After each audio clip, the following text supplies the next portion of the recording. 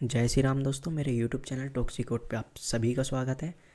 कल की क्लास में हमने HTML का basic structure, tags, content and element के बारे में पढ़ा था। और हमने कल छोटा सा एक वेब पेजेस बनाया था, राइट, जिसमें हमने टाइटल को भी शो कराया था।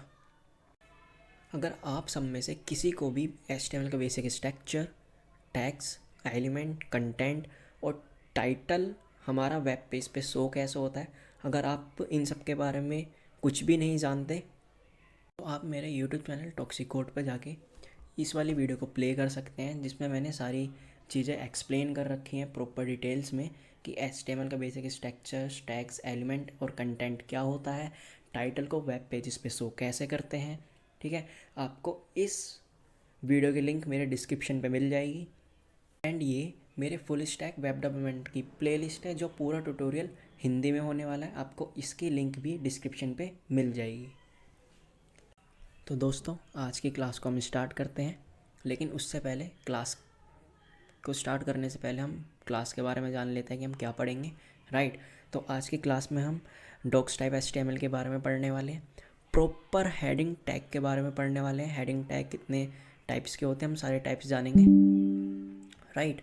और इमेज टैग्स के बारे में पढ़ने वाले हैं। इसके साथ साथ हम एट्रीब्यूट्स के बारे में भी पढ़ने वाले हैं। तो ज़्यादा टाइम को वेस्ट ना करते हुए वीडियो को स्टार्ट करते हैं। Let's go. मैंने यहाँ पे अपना VS कोड को ओपन कर रखा है, तो जल्दी से मैं यहाँ पे अपनी फाइल क्रिएट करता हूँ, राइट। जिस फाइल का नाम मैं लिखने वाला हूँ doctype.html।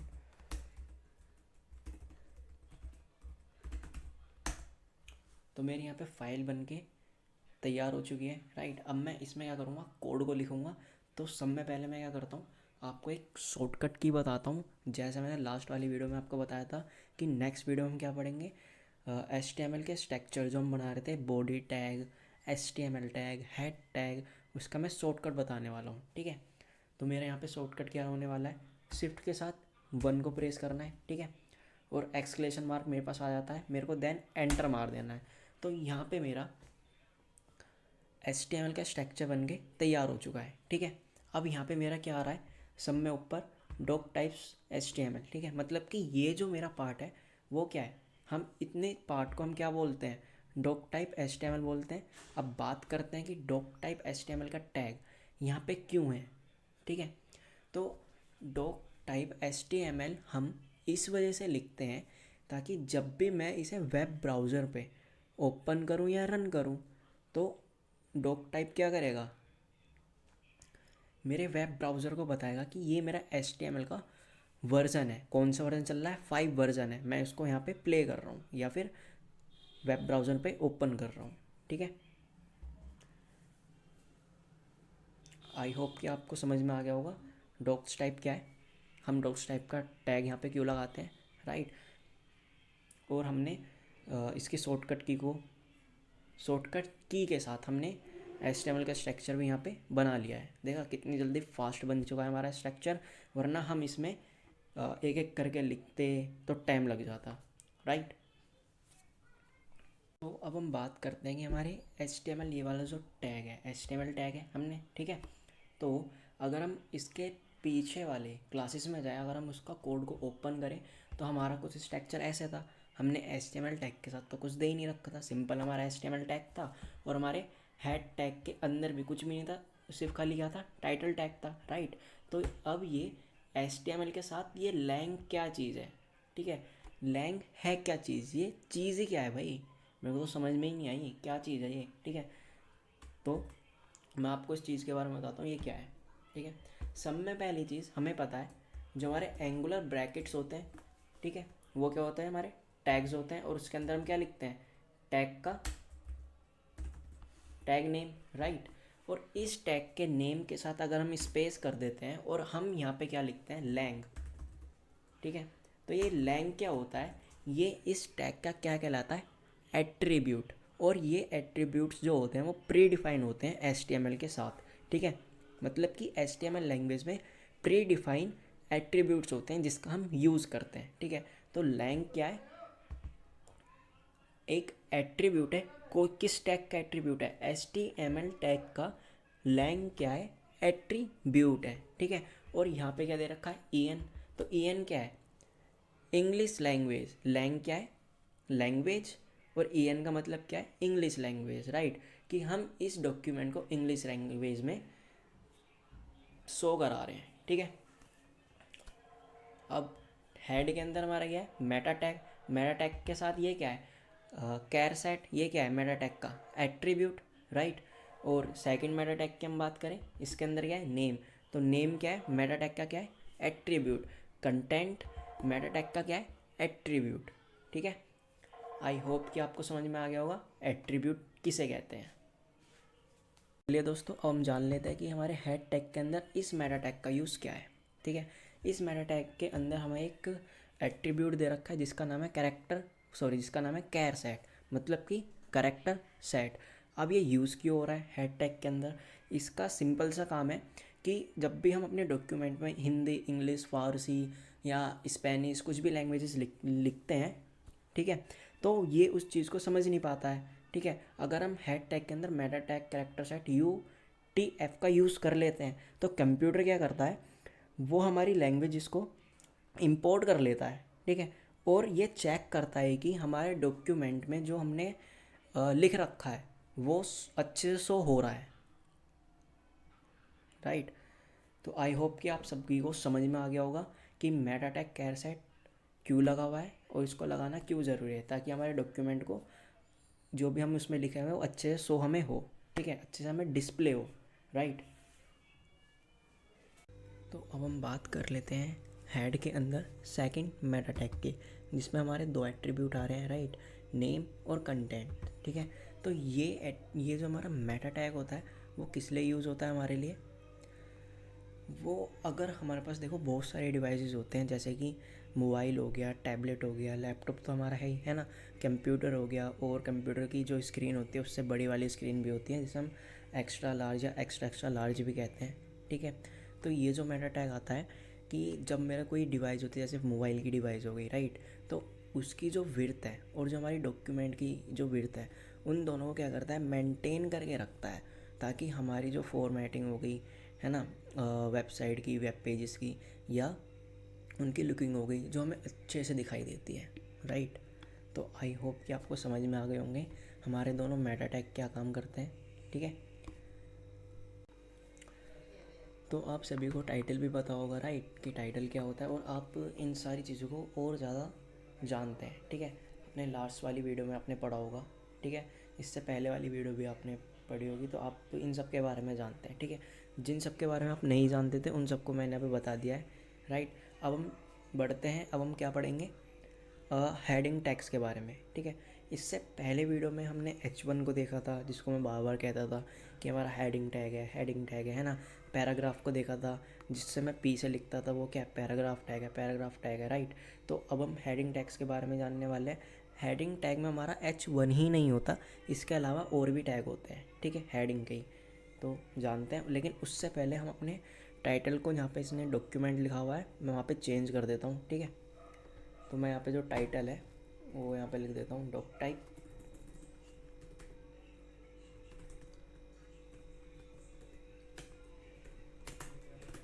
Heading and image tag, ठीक है। मैंने सेव करा। अब मैं आपको इसको डिस्प्ले कराने के दो तरीके बताता हूँ। पहला तरीका हम सभी जानते हैं, गो लाइव करके ये हमारा डायरेक्टली ब्राउज़र पे ओपन हो जाएगा, ठीक है। और इसमें क्या होता है, अब मेरे को ना बार बार रिफ़्रेश करने की ज़रूरत नहीं पड़ेगी, ठीक है। जैसे मैंने यहाँ पे कुछ लिखा और यहाँ पे मैंने सेव करा, ऑल टैप करा, और मेरे को रिफ़्रेश करने की ज़रूरत नहीं पड़ी, ठीक है। अब इसका दूसरा तरीका क्या है, मैं आ गया अपनी फ़ाइल पे, ठीक है। बस हमें ये पता होना चाहिए कि हमने ये सारी चीज़ें कहाँ पे सेव करा रखी है, ठीक है, कौन सा फोल्डर बनाया है और हमारी ये फ़ाइल कहाँ पे सेव है। डी पे गया, कोड में जाके मेरा ये वाली फ़ाइल थी डॉक टाइप, मैंने इस पर रन करा। अब ये मेरा रन हो गया, ठीक है। अब इन दोनों के पाथ देखिए अलग अलग आए हैं, क्योंकि ये किस में कह रहा है, डी ड्राइव में जाके, कोड में जाके docstype.html ये मेरी फ़ाइल का नाम है, ठीक है। और यहाँ पे क्या है, एक इस ऑटोमेटिकली मेरा गो लाइव करते समय एक पाथ आता है वो है, और डायरेक्टली क्या है, मेरी फ़ाइल का नेम, ठीक है। अब दोनों में डिफरेंट क्या है, जब भी मैं गो लाइव करता हूँ तो उसमें क्या होता है, मेरे को रिफ़्रेश करने की ज़रूरत नहीं होती। और जो मैंने अपने आप खोली है फाइल में, उसमें मेरे को रिफ़्रेश करने की ज़रूरत होती है। कैसे, लाइव एग्जांपल देता हूँ मैं अभी आपको। मैंने यहाँ पे चेंज करा, मैंने यहाँ पे लिख दिया कुछ भी जो मेरा मन कर रहा है, सेव करा, सेव करा। मैं अभी कौन सी डॉक्यूमेंट पे आया, कौन सी फ़ाइल मेरी यहाँ पे खुली हुई है, जो मैंने फ़ाइल में से खोली है, मेरे को कैसे पता? क्योंकि मैंने उसका पाथ चेक करा, क्या आ रहा है, डी कोड। ठीक है, ये मेरी जो मैंने फ़ाइल में से खोली है वो फ़ाइल ओपन है। ठीक है, मैंने अभी तो देखो इस पर कुछ भी चेंज नहीं हुआ, लेकिन गो लाइव करा है, उसमें चेंज हो चुका है। ठीक है, ये टेक्स्ट आ चुका है। अब ये टेक्स्ट यहाँ पे क्यों नहीं आया? क्योंकि मैंने रिफ़्रेश नहीं करा। तो रिफ़्रेश मैंने किससे करा? Control R. ठीक है, तो मेरा चेंज हो गया यहाँ पे। सही। अब दोनों तरीके से मैंने आपको फ़ाइल ओपन कर दी थी, फ़ाइल ओपन करनी भी बता दी है। ठीक है, अब हम चलते अपने हेडिंग टैग पे। तो अब हम सभी जानते हैं कि जितने भी हमारे हेडिंग टैग हैं, ठीक है, वो हमारे H1 से स्टार्ट होते हैं। पहली जो मैंने क्लासेस में अप्लाई करे थे वो H1 ही मैंने अप्लाई करे थे। ठीक है, लेकिन H1 को छोड़ के इससे भी ज़्यादा और हेडिंग टैग होते हैं, लेकिन लिमिट होती है। सही। तो हेडिंग टैग हमारे स्टार्ट होते हैं किससे? H1 से। ठीक है, ये स्टार्ट किससे होते हैं? H1 से स्टार्ट होते हैं। ठीक है, और कहाँ तक जाते हैं, यानी इसका जो एंड होता है वो होता है H6 तक। ठीक है, तो जो मेरे हेडिंग टैग है H1 से स्टार्ट होते हैं और H6 तक जाते हैं। ठीक है, इससे ज़्यादा हमारे हेडिंग टैग नहीं होते। अगर हम H7 को अप्लाई करते हैं तो हमारा अप्लाई नहीं होने वाला। ठीक है, तो देखते हम।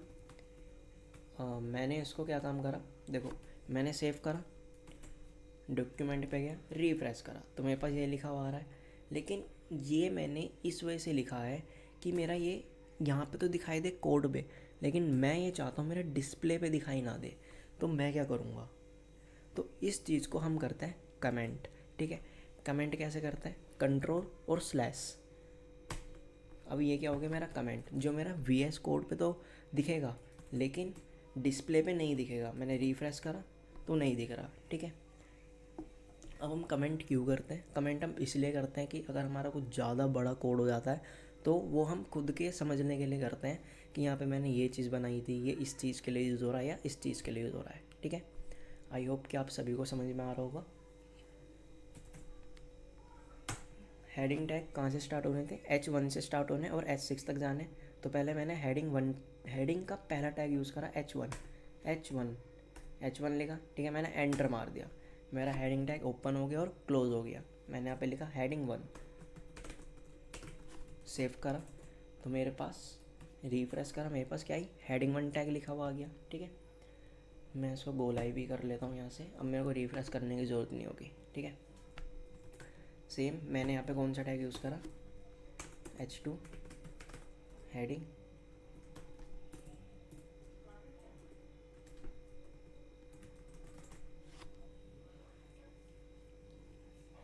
ठीक है। अब मैंने यहाँ पे क्या यूज़ करा? H3 टैग,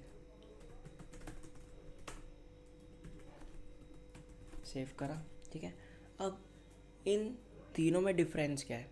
डिफरेंट है इनकी जो मेरे पास क्या है, साइज़। ठीक है, यहाँ पे देख रहे हो, अगर मैं H1 में लिख रहा हूँ तो कितना बड़ा हुआ लिखा हुआ आ रहा है, H2 में लिख रहा हूँ तो उससे छोटा हुआ लिखा हुआ आ रहा है। ठीक है, H3 में लिख रहा हूँ तो उससे छोटा लिखा आ रहा है, राइट।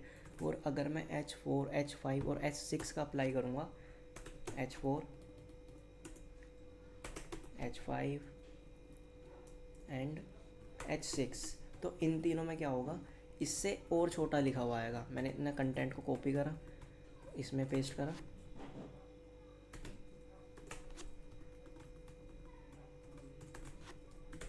5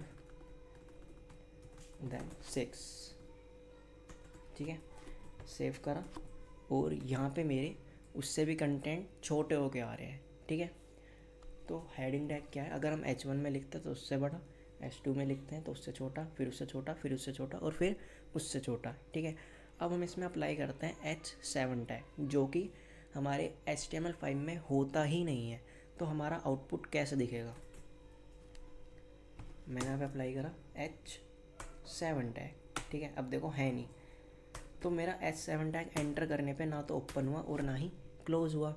ठीक है, लेकिन मेरा H6 टैग है, मैंने लिखा, एंटर करा, तो मेरा ओपन भी हो गया, क्लोज भी हो गया, ठीक है। लेकिन S7 टैग है ही नहीं, तो वो ना तो ओपन हुआ और ना ही क्लोज हुआ ऑटोमेटिकली। अगर मैं इसे खुद बनाना चाहता हूँ तो मैंने इसका यूज़ करा, यहाँ पे लिखा H7, ठीक है, और यहाँ पे मैंने इसे क्लोज़ कर दिया H7 से, ठीक है।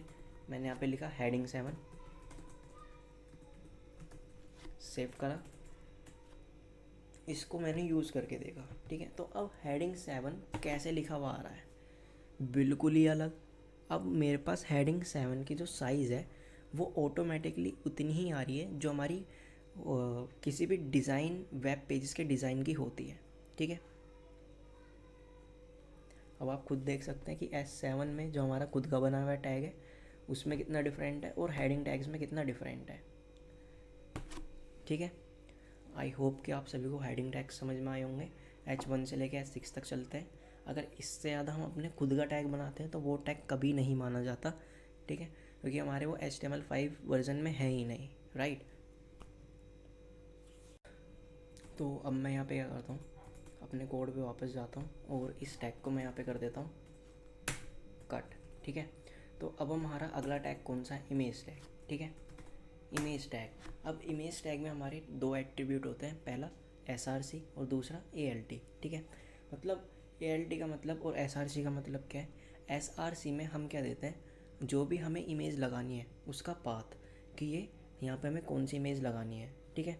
और ALT में हम क्या देते हैं, अगर हम वहाँ पे इमेज लगाना नहीं चाहते, जैसे मैंने सेव करा, ठीक है, मेरा कुछ कैसा आ रहा है देखो, अभी तक यहाँ पे तो कुछ आया ही नहीं, राइट। मैंने यहाँ पे आके रिफ्रेश करा, ठीक है, यहाँ पे भी कुछ नहीं आया, सही।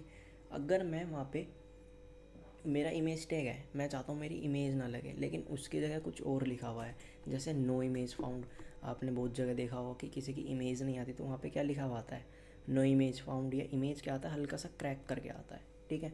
तो हम कैसे लिखते हैं, मैंने ALT में इसकी वैल्यू लिखी नो इमेज फाउंड, सेव करा, यहाँ पर रिफ्रेश करा, तो मेरे यहाँ पे कैसे लिखा हुआ है, नो इमेज फाउंड, ठीक है। ALT का मतलब आप सभी समझ गए होंगे। लेकिन अब मैं इसमें इमेज लगाऊँ कैसे, ठीक है। अगर मैं यहाँ पे गो लाइव पे करके दिखाऊँ तो भी मेरा ऐसा आ रहा है। अब बात आती है इसमें इमेज लगाने की, इमेज टैग में हम इमेज कैसे लगाते हैं। तो इमेज टैग में इमेज लगाने से पहले मेरे पास इमेज होनी बहुत ज़रूरी है, राइट। तो पहले मैं क्या करता हूँ, तो मैंने यहाँ पे क्या काम करा, अपना गूगल खोल लिया, ठीक है। यहाँ पे मैंने जिसकी इमेज मेरे को सेव करनी है, मैंने उसका नाम सर्च कर लिया, जैसे मैंने कर लिया आयरन मैन या सुपरमैन 4K इमेज, ठीक है। और मैं गया यहाँ पे इस वाली वेबसाइट पे मैं चला गया, ठीक है। अब इस वाली वेबसाइट पे जैसे सपोज़ करो मेरे को ये वाली इमेज बहुत अच्छी लगी, ठीक है, मैंने इस पर क्लिक करा तो ये इमेज खुल के आ गई। मैंने यहाँ पे क्या काम करा, राइट क्लिक करा और सेव इमेज एस पे क्लिक कर दिया, ठीक है। तो अब ये मुझे इमेज कहाँ पे सेव करनी है, डी में जाके, कोड पे जाके, और मेरे को यहाँ पे क्या करनी है, सेव करनी है, ठीक है। तो सेव मैं किससे करूँगा, किसी भी नाम से कर सकते हैं, तो मैंने कर लिया superman.jpeg। अगर आपका ये यहाँ पे दिखाता है सेवस इमेज टाइप, जो आपका यहाँ पे दिखाता है JPEG, तो कोई दिक्कत नहीं है। अगर नहीं दिखाता तो डॉट ला के JPEG में आप सेव कर लीजिएगा, ठीक है। मैंने यहाँ पे सेव करी और मेरी यहाँ पे ये फाइल सेव हो चुकी है, ठीक है। अगर मैं VS कोड को ओपन करके देखूँ तो मेरी फ़ाइल यहाँ पे सेव हो चुकी है, ठीक है। ये आ गई मेरे पास यहाँ पे फ़ाइल, ठीक है। अगर मैं यहाँ पे क्लिक करूँ तो मेरे को फ़ाइल दिख रही है, सॉरी इमेज दिख रही है, ठीक है। यहाँ से मैंने इसे कट कर लिया। अब मेरे को ये इमेज अपने वेब पेज पे दिखानी है, राइट। मतलब कि कहाँ पे, यहाँ पे मेरी ये इमेज शो होनी चाहिए, ठीक है। तो मैं इमेज को फटाफट शो कराता हूँ। मैंने SRC में लिखा क्या, सब में पहले मैंने अपनी फ़ाइल को यहाँ से ओपन कर लिया, ठीक है। अब यहाँ पे क्या है, इस वाले फ़ोल्डर में मेरी सारी फाइल दिख रही हैं, राइट। तो अभी मैं किस फाइल पे मौजूद हूँ, अभी मैं हूँ इस वाली फ़ाइल पे docs.type.html, लेकिन मेरे को जाना किस पे है, इस वाली इमेज के पास। तो मैं कैसे करूँगा, मैं लगाऊँगा ./ मतलब कि इस फाइल से बाहर, ठीक है। इस फाइल से मैं कहाँ चला गया, बाहर चला गया, ठीक है। तो अब मेरे को कौन सी इमेज लगानी है, ये वाली इमेज लगानी है। मैंने एंटर मारा, इसे सेव करा और यहाँ पे ये इमेज मेरी आ गई। ठीक है, आई होप कि आप सभी को समझ में आया होगा। हमने H1 टैग्स भी सारे देख लिए और HTML के स्ट्रक्चर यानी डॉक्स टाइप्स को भी हमने अधिकतर सारी चीज़ें पढ़ ली हैं, इमेज लगानी भी हमने सीख ली। ठीक है, अब छोटी चीज़ हम इसमें जान लेते हैं, इमेज की हाइट और विड्थ, यानी इसका साइज़ अगर हमें छोटा करना है तो वो हम कैसे छोटा करते हैं। ठीक है, तो इसे मैंने यहाँ पे कंट्रोल भी कर दिया। सही, अब इससे पहले चीज़ मैं आपको एक इम्पोर्टेंट चीज़ बताने वाला हूँ कि इमेज टैग वो हमारा ओपन है लेकिन क्लोज नहीं हुआ। ठीक है, इमेज टैग को तो हमने क्लोज नहीं हुआ, राइट। तो ये क्या चीज़ है भाई, अभी तक तो मैंने आपको बताया था या पढ़ाया था कि जो टैग हमारे ओपन हुए हैं वो क्लोज होने भी ज़रूरी है। ठीक है, लेकिन इमेज टैग हमारा ओपन है, क्लोज क्यों नहीं हुआ। ठीक है, मेटा टैग भी हमारा क्या है, ओपन है, क्लोज क्यों नहीं हुआ। ठीक है, तो HTML में हमारे कुछ टैग ऐसे होते हैं जो ओपन रहते हैं, ठीक है, और क्लोज नहीं होते, लेकिन उससे हमारी कुछ दिक्कत नहीं होती है, राइट, क्योंकि इसमें हम कंटेंट नहीं लिख रहे। ठीक है, इसका हम कंटेंट तो लिख ही नहीं रहे, कंटेंट तो हम इसमें लिखते हैं ना, इसमें ओपन और क्लोज टैग होते हैं, ये हमारा कंटेंट हो गया। लेकिन इसमें हम कंटेंट नहीं लिख रहे, इमेज लगा रहे हैं SRC के थ्रू। तो अगर हमारा ये टैग क्लोज भी नहीं रहेगा तो कोई भी दिक्कत नहीं है। ठीक है, कोई एरर नहीं आएगा, ना ही कोई क्या बोलते हैं उसे, चलो अभी याद नहीं आ रहा, कोई बात नहीं। ठीक है, ठीक है, अब हम बात कर लें इसकी हाइट विड्थ कैसे कम होती है। तो या फिर एक काम करते हैं, हम नेक्स्ट वीडियो में पढ़ने वाले हैं इमेज की हाइट विड्थ कितनी होती है, या हम इसे हाइट विड्थ कितनी नहीं होती, हम इस इमेज की हाइट विड्थ, इसके साइज़ को, जो मेरी इमेज आ रही है इसके साइज़ को हम कम कैसे करें। ठीक है, तो वीडियो भी बहुत ज़्यादा बड़ी हो चुकी है, ज़्यादा नहीं 20 या 22 मिनट की हो चुकी है। ठीक है, तो आई होप कि आप सभी को फुल स्टैक वेब डेवलपर के इस कोर्सेज़ में मज़े आ रहे होंगे, फ़न भी मिला होगा थोड़ा बहुत। ठीक है, नहीं मिला तो कोई बात नहीं, आने वाली वीडियोस में भी मिलता रहेगा, राइट। तो आज की वीडियो में या आज की क्लास में बस इतना ही, एंड आगे की क्लास हम कंटिन्यू करेंगे। ठीक है, तो आज के क्लास में इतना ही, मिलते हैं नेक्स्ट वीडियो में, जब तक के लिए टाटा बाय बाय। और अगर वीडियो अच्छी लगी हो तो प्लीज़ यार लाइक कीजिए, कमेंट कीजिए, सब्सक्राइब कीजिए एंड शेयर कीजिए। ठीक है, तो मिलते हैं नेक्स्ट वीडियो में, बाय बाय।